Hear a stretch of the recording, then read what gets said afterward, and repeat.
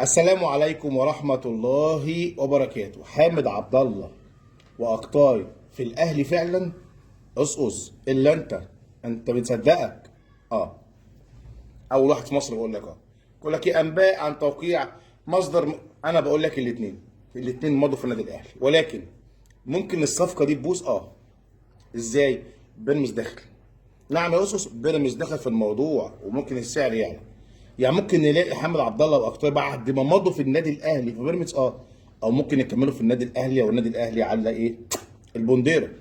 خبر حصل اهو، اول واحد في مصر بيقول لك على حامد عبد الله مضى في النادي الاهلي. ما علينا، لعبه كويسه طبعا الاثنين قوي قوي قوي قوي يعني اي حد ياخدهم بصراحه، لا لعبه كبيره يعني بصراحه. ما علينا. كابتن حسام حسن اتغلط 2-1 اهو من البرازيل، محدش يتكلم معاك. 4-1 5-1، محدش يتكلم معاك. احنا نتكلم في حاجتين بس. اولا، عايزين نلعب كوره، ما نلعبش كوره. قلنا نلعب وتغلب مفيش مشكله، 5-6 من البرازيل مش تفرق.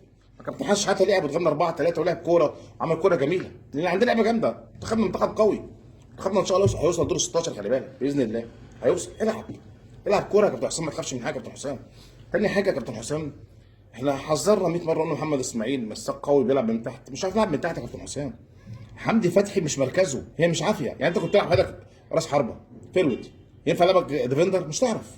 هتأديها بس مش في كل الاوقات. احنا كشفنا من حمدي فتحي ولا عارف يمسك. اختراقات من العمق مش طبيعيه. مش منتخب يعني منتخب مصر منتخب كبير، الاختراقات سهله قوي من العمق. تاني حاجه، مش تبني ازاي من تحت والسته اللي عندك بيستلم غلط. كل السته اللي عندك بيستلموا غلط. لازم اللعيب سته بيستلم كويس، حرك كويسه، واقف بجنبه شايف بيحضر لما يجيب الكوره. اللي عندنا ما ينفعش تحضير من تحتك يا كابتن حسام. حمزه عبد الكريم حذرنا يا جماعه. اللعيب الوحيد اللي السوشيال ميديا ودته منتخب مصر فريق اول كاس عالم. قلنا حمزه عبد الكريم لسه بدري عليه يا جماعه، لسه بدري قوي قوي قوي قوي قوي قوي. ما بيعرفش يلعب، ما بيعرفش يلعب جماعي خالص، ما بيعرفش يلعب جماعي اصلا. هو في الالتحامات ليه قوي، يطلع جنبك ليه كويس، لما يلعب جماعي وتحركات مفيش.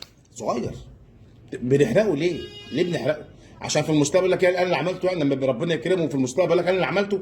طب ودلوقتي؟ بتدمر اجيال، في ناس كتيره جدا احسن منه، كتيره جدا دمرتهم انت.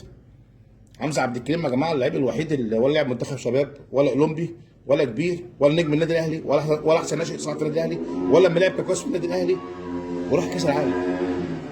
ظلمت اجيال كتيره جدا، يعني كل الناس عندها طموحات انك تروح. لا ظلمته جامد الواد ده يا جماعه، اتظلم جامد جامد يعني. ما علينا، كل التوفيق يا كابتن حسام. ان شاء الله في اول ماتش باذن الله بلجيكا العب كوره وتغلب يا كابتن حسام.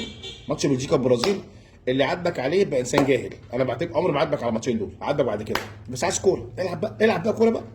كل التوفيق لمنتخب مصر ان شاء الله، وراهنكم هنوصل دور 16 ان شاء الله. اشوفكم على خير، السلام عليكم.